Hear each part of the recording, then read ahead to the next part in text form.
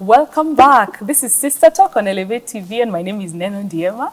Just before we took the break, my friend, it was getting hot. We were thinking, what? And then what happened? And then, so in case you missed it, you will find us on Facebook or on YouTube at Elevate TV Kenya. But please talk to us on our social media handles at Elevate TV Kenya. We would love to hear from you. So today we are talking politics and family. My friend, pull a seat, have some hot water, because here, things are just hot. Things are just working. So just before we went for the break, I think we'll just allow you to finish your part of the story. Sure. You were telling us now it is becoming a reality. Yes. After 2017 elections. Yes. What happened? So he vied for the speakership. Wow. And I think one thing that people don't know is that the speakership you also vie like any other person who was vying. Oh, really? So you got to go and you table your manifesto to the MCAs though. Now the MCAs represent the electorate. Now you talk to them and they are the people to elect you. So it was an intensive 2 weeks because it's a short span. Mm-hmm. So I remember we did not have money. At that point, I'm still in school because I said I have been a career student. In fact, that time I was pursuing my PhD. Wow. We already had a second born now. The family has grown. And we are living here in Nairobi, of course, the kawaida life. And I'm thinking, God, it's not now. But I have encouraged him. No, I had a mixed feeling. I have encouraged him to go for this. I honestly did not know what it was, but we need money. Yeah. So I told him, you know what? We have friends. I will support you. We have friends. You go down there. With his old car, family car, he went, and then he camped there. And I told him, you will come back here when you have this seat. I remember I prayed for him. We prayed together indeed. And I told him, tell the governor you want this one. And when he told him, he was like, yes, now, but this one you need money. And we knew we didn't have money. Yeah. But we said, we are doing a lot of projects out here. Let us, even this one, I will take it as a project. Wow. So he went down there and he was talking to the MCAs. My friend, the next time I met my husband, he had not even shaven. He was looking frustrated. And I was 2 looking, weeks. Yeah, 2 weeks. You know, of course, I would go and take him changeover of clothes because he would not come back. It was an intense 2 weeks. He was talking to the MCAs. He was doing a lot and, lobbying here and there. And now I had to mobilize with our friends. I would call up anyone and I would tell them, we need money. We don't have money. We need money. And my husband is going for this seat. We don't even know what it means, but we need money. Whatever you have, give us. We will cross the bridge after. So somehow we mobilized and we got money. Wow. I think I call myself a mobilizer because within 2 weeks I mobilized for him and we had at least something, because you're not gonna call an MCA, a member of county assembly, to come, you talk to them and you're not giving them fuel. I mean, if you call me, this is political field. That is when reality hit. True. Politics is like this. And for family, this is what actually it means. So actually, I just made sure that within those 2 weeks, actually the next 2 months, I did shopping, that we had food, cereals and everything. And I made sure my children will not go hungry. Yeah. And he's facilitated. And myself, at least I'll be able to go to work. And that was it. And God is faithful. Yes, I was doing my PhD. I would come to school and my professor would tell me, those competing priorities. And you tell me, Susan, I don't have mothers here. I don't have wives here. I only have students. So you got to be here, you got to be in class, and you have got to do 1, 2, 3. It was very intense. So I remember God is faithful, because I remember, in fact, when we were praying, I told God, we are not going to live here if you're not with us. Please, God, give me way. Tell me that we are going to get this. So mine was to pray. And it pays to be a prayerful wife. So true. Because indeed I saw God come. We didn't have money, he provided money. Amen. We didn't have the seat, he provided the seat. Amen. So the day of the election, I remember I went. And you know what? He was telling me, within those 2 weeks, he was actually telling me, Susan, you got to remove emotions from here, because here it is the real thing. We are looking for the seat, and this is what it means. So I went, I would actually go do the changeover for clothes, go and check whether he has it. And within 2 weeks, they had really lost weight. Can you imagine? He was looking like, I don't know. Not your husband. Not my husband, indeed. He has not even shaven. So the last day, I was within the chambers where the voting was going on. And I remember I was just whispering a prayer. And I was telling God, look at your daughter. I have given all I have. Please, God, answer my prayers. Wow. When the counting came, and I would hear Kagushia, Kagushia, Kagushia, Kagushia. I'm telling you, I was so happy. And the people who were behind me, they didn't even know who I was, but I was just whispering a prayer. Yeah. Eventually, when they came to know he's the wife, they were like, oh, he has a prayerful wife. Wow. It's the prayers actually that delivered the seat. Wow. So we got the speakership seat. We didn't know what it meant, and immediately things changed. He became a state property. And the shock was immediately, once now we got out, and he had been sworn in, and we got out, everybody around him was being whisked away, including me. Like, and I was asking God, I didn't ask for this. I only asked for the speakership. Culture shock. Yes, Wow. culture shock hit. Wow. And I was like, yes, now I am in the deepest end of this. I'm gonna figure out how to get out of this. So, Yeah. but my husband looked at me and he was asking the police, where's my wife? Where's my wife? So I was brought and he was shaking. I think even him, he didn't really understand what was this. So that in the car we realized, oh, reality is hitting. Yeah, true. This is it. We thought speakership is just a small seat. Kumbe it's a big seat within the county. You're the third in command. And so that's how the journey began. The first 6 months, it was a roller coaster. The children would not understand what is this. Yeah. I also was in mixed feeling. You're just there. You don't know. This person is changing. I am also changing. Everything around us is so different. Now we had even to move to Nyeri. Yeah. I was working in, that time I was actually working in MKU, Mount Kenya University. I was a chair of department as well. So this is a private institution. So it was tough. The harmony, the balancing was really just chaotic. So I remember at that point, and within the first month, I think it was Marsabit or some assembly, there was some fight. And you know, the speakers wear the same gown. So my children came downstairs and told, Mom, somebody's beating Dad. And I was like, what do you mean? And I checked and I was like, Marsabit, chaos in, I think it was Marsabit. Yeah. And I saw that I had to sit them down. You know, they are young. The first one that time, I think she was only 5. And the second one was barely 2. So I had to sit with them and go through the whole journey and to explain to them how our dad is a speaker of Nyeri. This is another place. And but they were very scared. Up to date, they keep asking, is Daddy okay? Is Daddy safe? Yeah. So it was a whole thing of mixed things. And for me, you know, I had been told to remove emotions. Now we are on the heat of the things. I removed them. Completely. And now he's coming back and I have now to return them. And I'm like, okay, where do I begin? Because now we were actually like, it was a 2-week intense process. Yeah. And then within the first month, you're reorganizing, you're moving to Nyeri, things, you're moving kids through. The first one was going to school, so we had to look for a school. All that, even the kid was so shocked. Why are we moving to the village? Because she actually thought we are moving to the village. And of course, Nyeri is our village. I mean, it was a whole lot of things within the first 6 months for him to acclimatize, to settle, then for us to settle. I am still working. And I remember I was driving myself to MKU, Mount Kenya University is in Thika. And from Nyeri, every day, it was not to and fro, it was not easy. You know, now we moved, we even left the house and I was like, okay, what have I just done? Then we are there and in the market of things.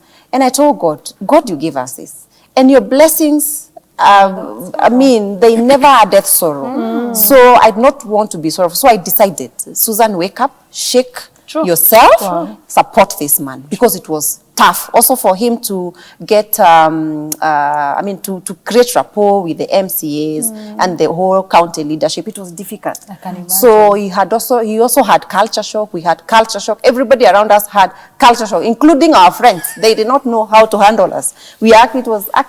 Everything was everywhere, including our parents. They were like, now, what is this? We didn't know. We thought it was just a normal seat. So, and from there, our home had security. We are not used to policemen, you know, because these are state home. So we are there and my children are telling me, but what are those people doing there? So you have to move with them. Now I am in the middle. I am moving with my children. I am moving with my husband, with relatives and friends, for all of them to understand. Because you still have a job? You are doing school? Yes, all that together. At some point I told God, I know I cannot achieve balance, but please give me harmony. I really pleaded with God, give me harmony. So that journey of 5 years, of course, Nyeri has been very peaceful under his leadership and our governor. And I can tell you, he carried that county on his shoulders. Many a times he would come home and he's rehearsing what he's going to say tomorrow with me. So at 2 a.m. he wakes me up. Sweetie, are you sleeping? And I'm like, it's 2 a.m. What am I supposed to be doing? I'm supposed to be, what I mean, yeah, so I would, wake up. There's something I need to tell you. So I wake up and he rehearses with me. He's saying what he's gonna say tomorrow. He's reading the orders, and he's trying to do a lot of things. Then would sleep. So many a times would actually go without sleep. So we had to decide to reconnect. That's true. So I had to bring the emotions back. Had to bring everybody back and tell people we are normal. We are now normal. We will take you back there. Wow. Because I think that's really one of the practical ways you adopted, and you figured out, how do we do this? Sure. Viola, we want to hear campaign period. Yes. Campaign period especially, because I can imagine he didn't just say he wants to vie for a seat and then he sat and waited. I mean, clearly there's lobbying and campaigning, just almost like the speaker one. Yes. How was that for you and your family? Okay, first, after your 3 months of adjusting. How was that for you? Yes. Wow. I look at Susan and I just admire her strength. Girl, Just have You to need decide. some of it. just like I'm not yet there. Susan, I It's God, admire your it's strength. God, it's God. Yes, so after the 3 months, I have actually reconciled with myself, and I'm like, yes, I am here. I am the wife. I have to support him. Come what may, I will be with you. And I am a banker, as I had mentioned, and the banking career is not an easy thing. Yeah. You're there from 8 in the morning to in the evening. Again, you're a mother. And then it happens that my spouse is never within Nairobi, where we are staying. So in most of the time, he's the one who is there back in Kapenguria. So being a banker, you need to look to be given some off days or leave. You keep on trying to negotiate with your supervisor or your manager to give you some off days to go and support him back in the ground. It's also a season where, just the way Susan says, we are not financially stable. Yeah. We just actually I had just cleared also my master's in 2016. The same thing for him, he had also just cleared also his master's in 2015. And we are in this position where we are trying to stabilize as a family. We already have 2 babies on board. And you're wondering, okay, so where are the finances coming from? It wasn't easy, thanks to God for family and friends that came to support us as a family. Wow. And being the wife, being at the ground is really the most important thing. Just your presence at the ground as the wife of the politician. It's so important. And here comes now, I am not even being given a leave from work. At work, yeah. Monday to Saturday, you're at work. I am a young mother. I delivered in 2016, our second born. Politics, actually, I think it's rigorously started in 2017, the beginning of the year 2017. My daughter is only barely 6 months old. You're breastfeeding. You need to travel all the way from Nairobi to Kapenguria. Kapenguria is like an 8-hour drive. Or if you're flying, you have to go through Eldoret, and then again you take a matatu home. And we only had 1 car, which he was the one having the car back in Kapenguria. And it wasn't easy for me. I remember at some point I could go to work because I'm not given any off day. I go to work on Saturday in the morning, come back, breastfeed at around, on Saturday we leave work at around 2, come stay with the babies till at around 6. I come to town, to River Road, I take a bus. Tomorrow in the morning, that is when now I get to Kapenguria. I get to the campaign trail on Sunday through the day on Sunday. And then on Sunday evening, I'm back again using the same bus back to work. And Monday morning, you're at work. Yes. So it wasn't an easy journey. It just happened, I think, for consecutive weeks. You get so tired. Of course. Fatigue comes in. Your health also comes in, your breastfeeding. I think at some point I had to stop my daughter from breastfeeding. Because you go for 2 days, you come back and you're wondering, should I really breastfeed my baby? Yeah. And elections happened in August 2017. We went to the elections happened, and my husband didn't manage to have the seat of the member of parliament. And again, you are thrown back again to start thinking, okay, so what next for us? Yeah. You have already depleted your finances as a family.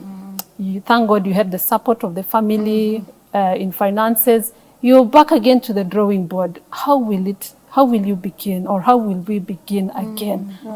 It wasn't easy for us. But thanks to God that He has given us the grace to go through, to just pick up and move on. It is a season in life that we go through.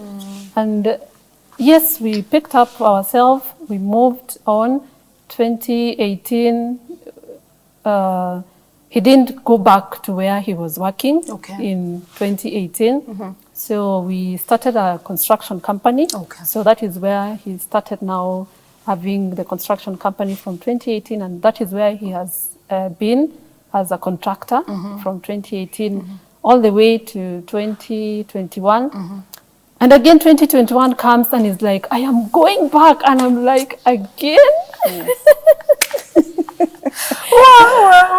And mind you, during all that season, you remember COVID also came in in 2020.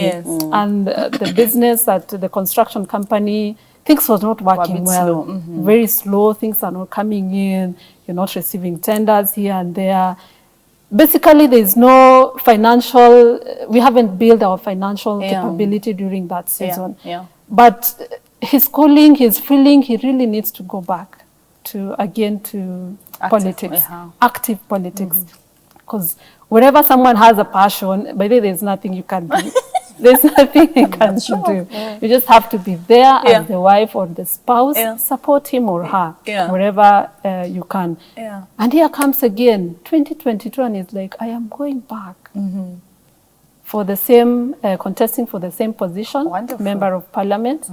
And we don't have that financial muscle and to go through the election season.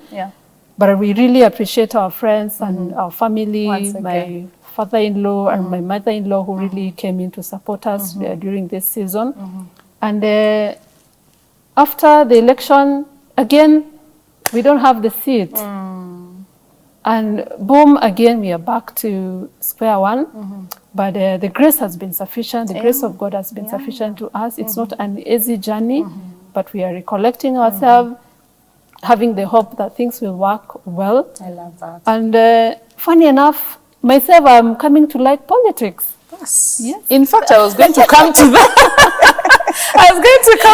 But thank you so much for sharing, because I'm sure a listener or someone watching out there can resonate with you. We did a show on SISTA Talk some time back about grief, and we were talking about how after elections, half the country will be grieving because of loss. You see, because not everyone who went to vie for a seat got the position. So what happens then to family? What happens to, you know, marriage and all that? And you will even tell us practical ways you yourself as a mother and a wife and even as a career woman that you have adopted, because I'm sure you have learned. You know, this is round 2. If you're beginning to like politics, you must have learned something. But because before we come back to you, Viola, I just want... Clearly, we didn't stop at speaker, because when you introduced yourself, you mentioned that there's an MP in the house, in your house. So tell us then, from he finished speakership and kept waking you up, and and you are also a speaker, by the way. You need to be given that title as well. Looks like it's a speaker for all of you, even the children were a part of it. But then what happened when it came to the next election season? What did he decide to do? Wow. Nenoh, this time round it was different. You know, the other time he was only campaigning amongst 44 MCAs. But now this time round, it's the constituency, a whopping whole constituency of more than 40,000 voters. And this time round, it was baptism by fire. I knew now, because of course I had talked to a few friends who have been in it before, when you talk about mentorship, you have to be deliberate. So I decided, let me mentor myself through someone who has been there. Very true. So I had been mentored by Honorable Mariro's wife. He has been the MP for Laikipia West. And Catherine Mariro really took me through what it means to now get into it. When did he start looking like he's going that MP direction? Well, I always say, and this is one of the way we structure our things. When you do something, you do as if you're preparing for something bigger. In fact, even when I'm at a personal level and I'm given an opportunity to serve, I serve at that capacity knowing God is preparing me for something bigger. Wow. So I kept telling him, this is not the end of you. I think you don't now belong here. In fact, it was funny because in the second year, I started enjoying the speakership and even the waking up at night. And I told him, I think now you should have a bigger calling. Wow. But he was telling me, pole pole. Pole pole. You know, I think he told me now I'm starting to get excited with politics. Wow. And but I did not think that he will jump that way as quick. So when it got around, and many people were actually pushing him to get into it, but we have one rule: you serve. If that point comes and God speaks that you go that way, then you will go. Wow. So offer your best. So in speakership, he offered his best, the best he could. And I supported him by being with him there for 5 years. And for me, within that time, I was still pursuing my PhD and I graduated in 2018. That time we had 2 babies. Then before long, I realized, hey, that one is on the way. And by the time the third one was coming now, I was already thinking I should be now a senior lecturer, a professor, associate professor and all that. And I even started preparing for it. But then he told me, I think God is starting to speak to me. This it of Mukurene. I think I should. But we agreed, don't declare. You just serve. That was towards the tail end of our 4th year as the speaker. Yeah. So eventually we decided now we got to start planning towards that financially. Yeah. Hey, campaigns require money. Yeah. As a wife of a politician, just know you need money. At a personal level, because you'll be feeding that family. Yes. When you cannot ask him for a single coin, because you know you're asking, who are you asking? And he's going to Mashinani, you left with some cash in the pocket, comes back home with nothing. Tired, with no money. Hey, you've never seen that combination of a man. It's not very interesting. So you got to plan my wife, yourself as a wife, that people will still eat. So towards the tail end of our 4th year, he told me, I think the interest is growing. Of course, he had done so much.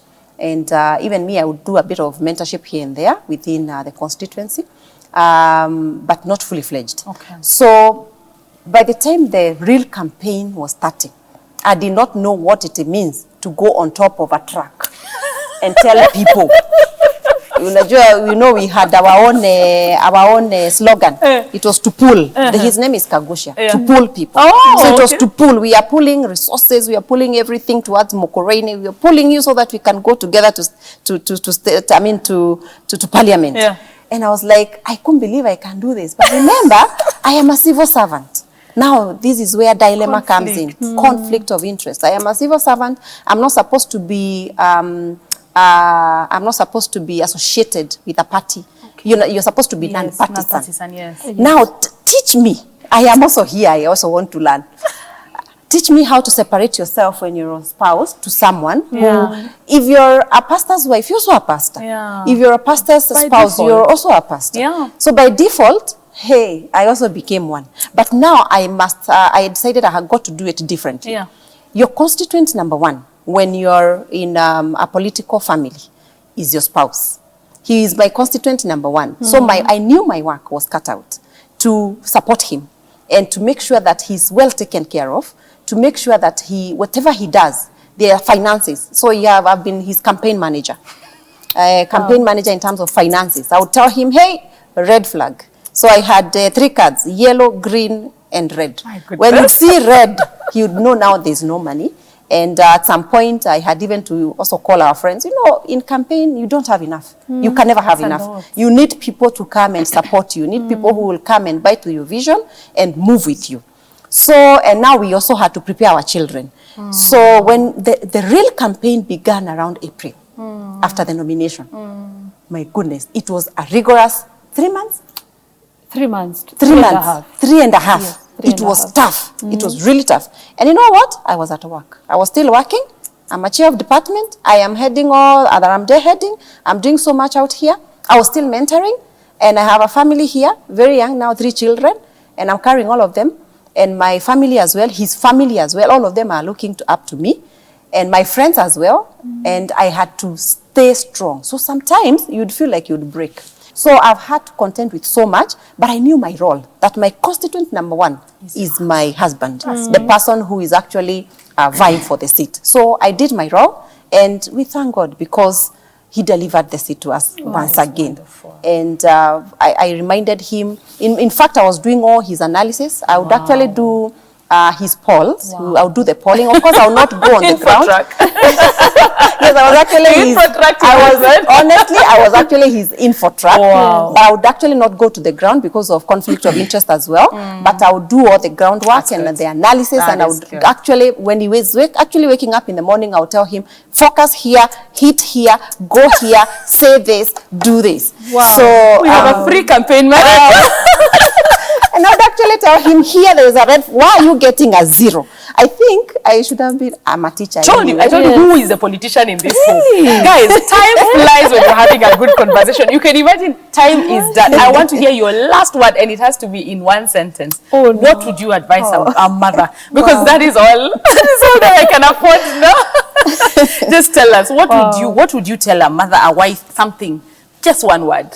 Being a politician's wife, the first thing is you are a wife and you're a mother. Dr. Susan had just said that she had to make sure that there's food for the children. And actually, I think that is also what I did, that I need to make sure as much as these finances are going to the constituency, you need to put something aside as a wife to make sure that you're able, even after 1 month or 2 months, you're able to run your family and have your children, have the food, have your children, go to school, be there for your spouse. Be an encourager to your spouse. Because by the way, they say outside there, things might be looking well when you're giving out the money during the electioneering season. Everyone is up to you. But in our case, when we lost, everyone dashed out. Disappeared, yeah. It's only the family that you have to be there for him. Wonderful. And I think for me, that has been a good season for me and my husband during this season. It's now like a month after elections. And I really thank God that it has been a growing season for us just to get together, do some analysis of what happened, and just having a vision of what next. But we are still on it. Yes. We'll definitely want to hear that story some more one time. So your last words, the last words, because now the cameras are about to go out. Thank you, Nenoh. Number 1 is to make sure that you nurture him. As you nurture your children, you nurture him. Because if you don't do that, then he's going to break. When he comes back home, he has been torn in, torn out, everything. Sit with him, debrief him. As you debrief yourself, debrief him. And that has made me become the person I'm becoming. And the journey is still going on. And I believe that with prayer, everything is possible. So every time I keep asking him, where can I help? I see this one is going this way, how can I help? Bashing will never help. That is the time you realize that your husband has not been sane during that campaign period. It has been difficult because you cannot even make decisions together. It is you as a woman to make decisions. Sometimes even write them on email because you will never remember that you had decided to do this as a family. It is that tough. Then make things going as a woman because that is your role. Thank you so much, ladies. I feel like we need to have 2 hours or even more. Yes, but you have given us at least nuggets. You have given us nuggets. And I believe if you're out there, you're in a political family and you have been stuck and confused, kindly reach out to our guests on even their social media handles. They can help. Someone can mentor you just the way they were mentored. So that's all we had time for today. Again, this is Sister Talk on Elevate TV, and my name is Nenoh Ndiema. Let's continue this conversation on our social media handles at Elevate TV Kenya. God bless you.